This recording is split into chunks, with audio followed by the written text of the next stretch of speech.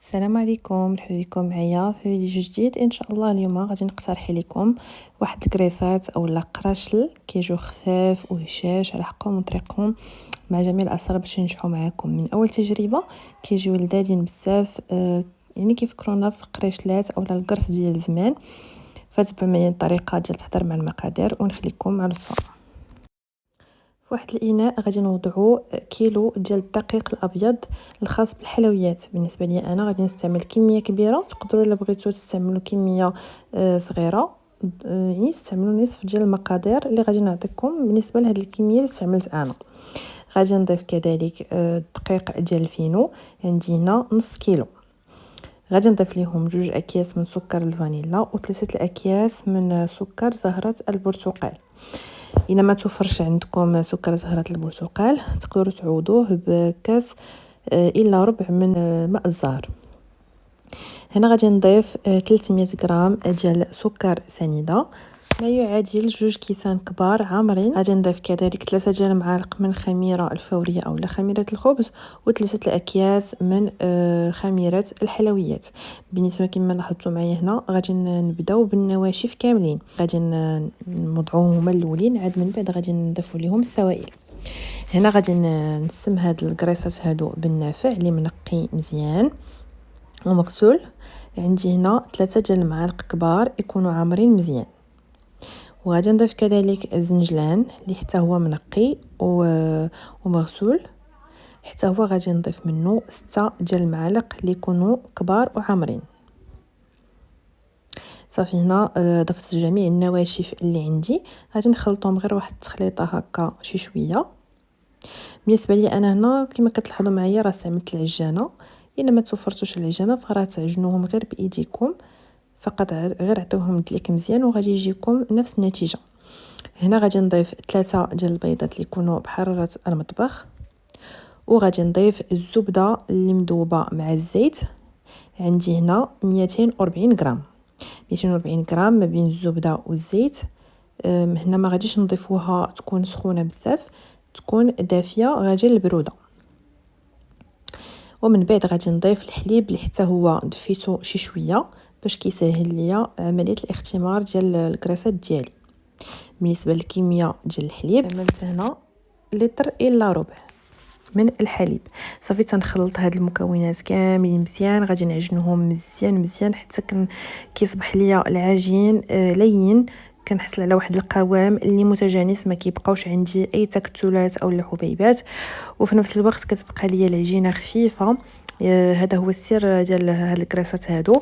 في الاول غادي يجيكم خفاف، يعني كيتلصقوا غيتلصقوا لكم في ايديكم، لكن من بعد ما كنخليهم كيرتاحوا فراه كيصبح لنا القوام ديالهم متماسك ومزيان.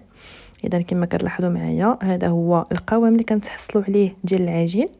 من بعد غادي ندهنوا العجينه ديالنا بشويه ديال الزيت بهذه الطريقه هذه، ونغطيوها بورق غذائي ونخليوها حتى كتختمر تماما وكيتضاعف الحجم ديالها. يبقى الاختمار بطبيعه الحال على حسب الجو اللي عندكم، كان جو سخون فراه كتختمر بسرعه، كان الجو بارد فكتاخذ معنا وقت اكثر. هنا بعد ما اختمرت ليا العجين ديالي كما كتشوفوا معايا كيتضاعف الحجم ديالها، والزيت اللي دهنا ليها من الوجه ديالها ما خلات ليناش الورق انه يلتصق بها. ضروري تدهنوها باش كتفاداو العجينه انها تلصق لكم في الورق الغذائي. هنا تنحاول انني نخرج منها الهواء اللي دخل فيها. ومن بعد غادي ندهن سطح العمل بشويه ديال الزيت، وغادي ندلكها غير واحد الدلكه خفيفه بحال هكا باش كتزيد كتمسك ليا العجينه ديالي ما كتبقاش بحال هكا، يعني كتجيني متماسكه اكثر. كما كتشوفوا معايا غير واحد شويه كنتاو نجيبها بحال هكا صافي. ودابا غادي نبدا كنكورها اولا كنشكل منها كويرات اللي يكونوا صغارين. وهنا كما كتلاحظوا معايا القوام ديال العجين كيفاش كيجي خفيف بزاف. صافي من بعد هنا كما قلت لكم غنبقى في الاول غنشكلها غير كويرات صغيورين، يعني بحال القياس ديال الكويرات ديال المسمن بهذا الشكل هذا. ماشي ضروري انكم تقدوهم، فقط غير شكلوهم يكونوا بنفس الحجم. هاد الكميه هادي راه تعطينا كميه اللي هي كبيره بزاف. بالنسبه لي انا خرجت ليا 45 حبه ديال الكريسات.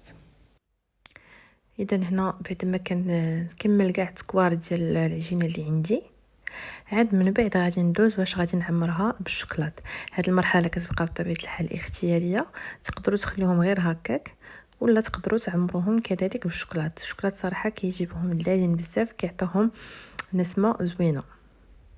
صافي هنا كما كتشوفوا معايا كنبقى كناخذ كل كويره وتنبسطها على سطح العمل وتنعمرها بالشوكولات، وكنجمع لها الاطراف ديالها بكل سهوله.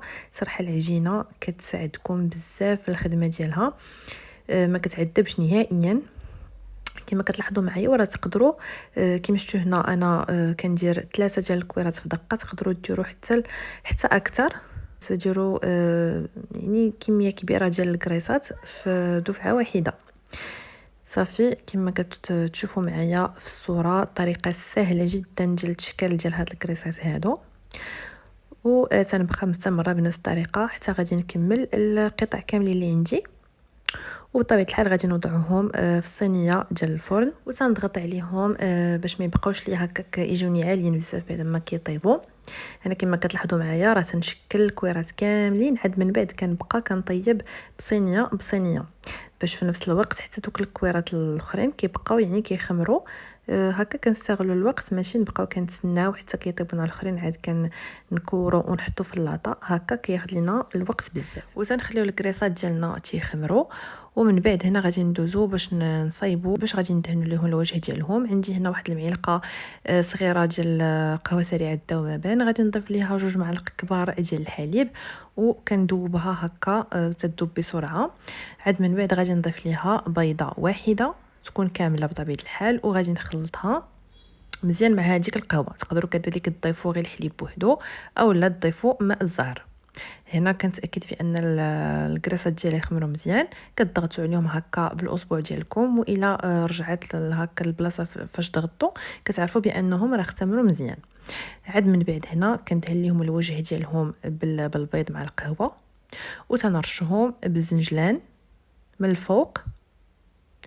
وغادي نسخنوا في هذه الاثناء الفرن ديالنا، ماشي في هذه الاثناء، غادي نسخنوه قبل، يعني فاش تنكونوا نكوروا الكريسات ديالنا تنسخنوا الفران على درجه حراره 200. عاد من بعد كندخلوا ليه الكريسات كيطيبوا من الفوق ومن الاسفل في نفس الوقت. كيطيبوا كياخذوا معنا 20 دقيقه على الاكثر، من 15 دقيقه حتى ل 20 دقيقه، وحتى كياخذوا لنا لون ذهبي محمر بهذه الطريقه اللي تتشوفوا معايا في الصوره. وتنخرجوهم كنخليهم كيبردوا وكنتناولوهم. صدقوني كيجيو لذاذ بزاف، ما تشبعوش منهم. هاد الكراسات فين ما صايبتهم كيسولوني على المقادير ديالهم، يعني هادو معتمدين عندي. غير جربوهم غادي ينالوا اعجابكم اكيد. كما كتلاحظوا معايا كيجيو مفشفشين وبنان بزاف ومنسمين. كنتمنى انهم ينالوا الاستحسان ديالكم، وشكرا على حسن المتابعه، والى وصفه مقبله ان شاء الله.